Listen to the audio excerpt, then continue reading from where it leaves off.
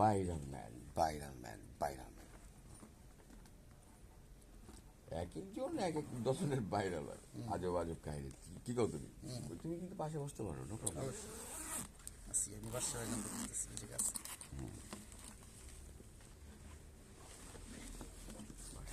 সবাই খুঁজছে, তোমার অস্থিরতা বাড়ায় আর কোনো লাভ নাই। পানি খাবো। আমি তোমাকে এতটুকু বলতে পারি, ঠিক আছে? হ্যাঁ, আচ্ছা দেখি।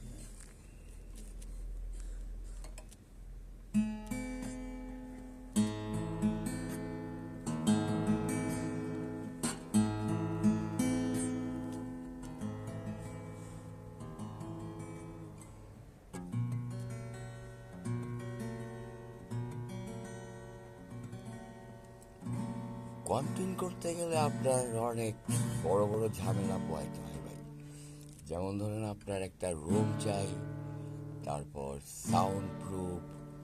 দিনে তো আপনি করতেই পারবেন না কন্টেন্ট, কারণ হচ্ছে এই যে অনেক লোড, মানে আপনার সাউন্ড, তারপরে গল্প, পৃথিবীর সজাগ দৃষ্টি। হ্যাঁ, কথা কি শোনা যায় একজন আরেকজনের? মনে হয় তো না, বুঝাও কিন্তু যায় না।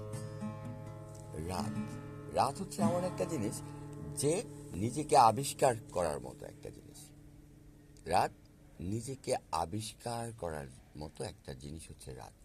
ভেবে ঘুমাইতে তো অনেক কষ্ট লাগে আমার, আমার ঘুম আসে না। তাই কেন জানেন?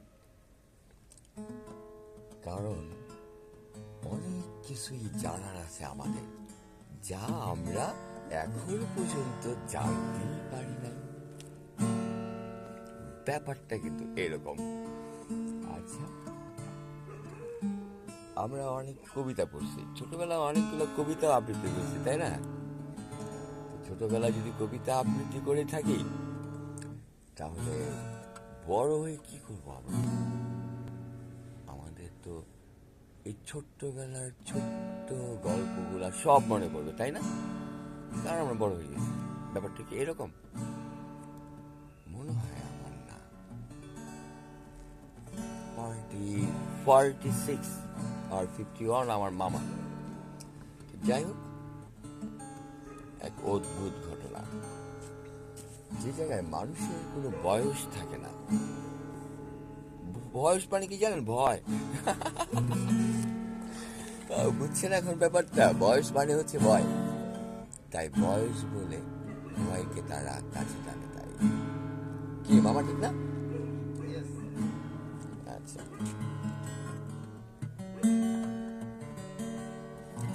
তো রাতের গল্প কেন বললাম জানেন? আমি হচ্ছি নিহাত একটা কি অগুছানো, পকেট অগুছানো একটা ছেলে। নিজেকে গুছানোর কথা বলবো না, এটা আমার সৃষ্টিকর্তা আমাকে গুছিয়ে দিবেন ইনশাল্লাহ। কিন্তু পকেট গুছানোর বেলা আমি খুব এলোমেলো।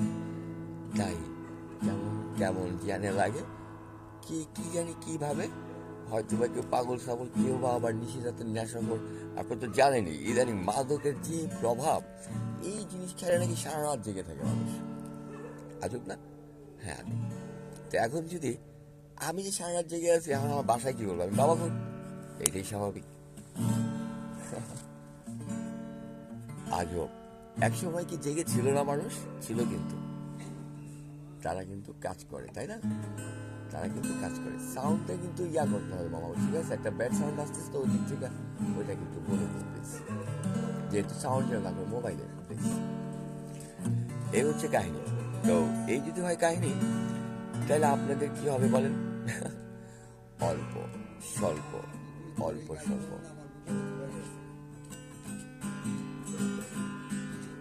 এই অল্প স্বল্পের ভিতরে আমরা আজকে চলে যাব অনেক দূরে, অনেক দূরে, যেখানে অ্যাকচুয়ালি রাত্রেবেলা স্টুডিওটা অনেক ভাড়া, তারপরে এই জায়গায় কী করো, স্টুডিও বানাও, কি কন্টেন্ট বানাও, কত যে ঝামেলা ভাই।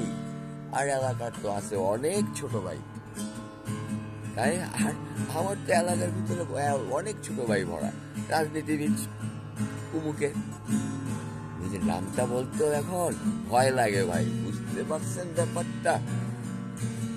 যে কোনো মানে ছেলেকে ধরে কিন্তু আপনারা ডাবডুব নেশাখোর কিংবা মানে বিশাল বড় ডন এরকম বানিয়ে দেওয়া যায়। কারণ সংবাদপত্রগুলা তৎকালীন সময়ে অনেক সস্তা ছিল মনে হয়, ব্যাপারটা কিন্তু এরকম। আচ্ছা, তো তো এত সস্তা ছিল জানতাম না, মাই গড। তো সস্তা যেমন ছিল তেমন রাস্তা ছিল না। এখন কিন্তু দেশ অনেক উন্নত, সবাই বুঝতে জানে মনের ভাষাটা, তাই না? আমরা সবাই কিন্তু বুঝতে পারি সবার মনের ভাষাটা। দোয়া করি সবাই সবার জন্য, যাতে করে সবাই কি করতে পারি, ভালোটা ভাবতে পারি, ভালো কিছু করতে পারি, সত্যির পথে চলতে পারি, ইনসাফের পথে চলতে পারি,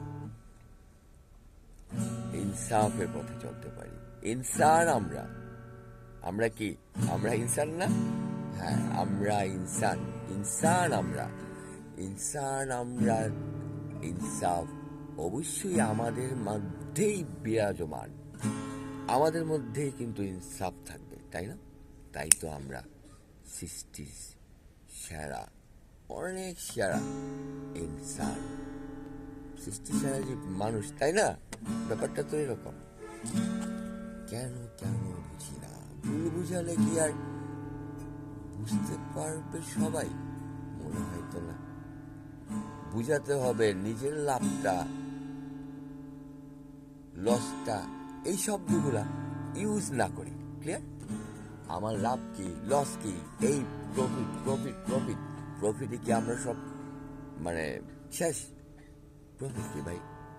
সময় চলে, এই যে নিয়ন্ত্রণ করে, রিজিকের মালিক ওই যে আমাদেরকে আহার দেয়। তাহলে আপনারা আমার কি কাজ? ইনসাফ, আমরা ইনসাফ, ইনসান, আমাদের ইনসাফ করতে হবে সবাইকে। এত এত দুনিয়া, সবাই বলেন মালিক মালিক, যে তার খবর কি রাখেন নাকি মিয়া? ওই 5 ওয়াক্ত নামাজ পড়ে মসজিদ দিকে ঠুয়া দিয়ে এই কাম শেষ। সরি, হয়তো বা ভুল হতে পারে, অনেক রাগই বলে ফেলছে। কেন মসজিদের সভাপতি ভাই, সেক্রেটারি?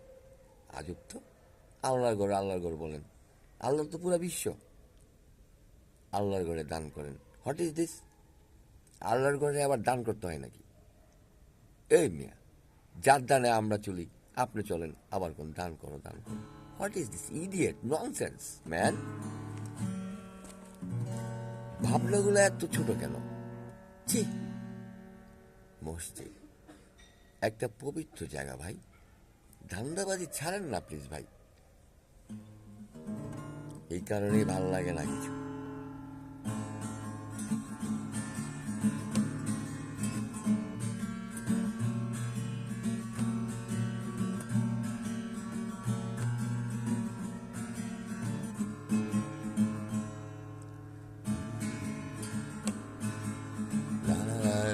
এটা ইন্ডিয়ানের, ওর গান গামই না। কোনো গান বাংলাদেশি শিল্পী হলে গাতে মানে একটু গাইতে মন চায়, যখন ইন্ডিয়ান মনে করি তখন আর ভালো লাগে না। দেখ অত গান চলে নাকি মার্কেটে? আমার নজরুল কত ভালো ভয়েস, কি দেখছেন Nazrul? My god, chemistry, he is a chemistry. Nazrul একটা কেমিস্ট্রি ভাই, নজরুল একটা কেমিস্ট্রি। ও কি রমজান হেরোই রোজার শেষে এলো খুশির Eid. This is chemistry man, Nazrul. হ্যাঁ, রবীন্দ্রনাথ ভাবতে গিয়ে তো পুরাই শেষ, সব টালমাটালের অবস্থা। এই নিয়ে হবে, যাক ভালো লাগে না।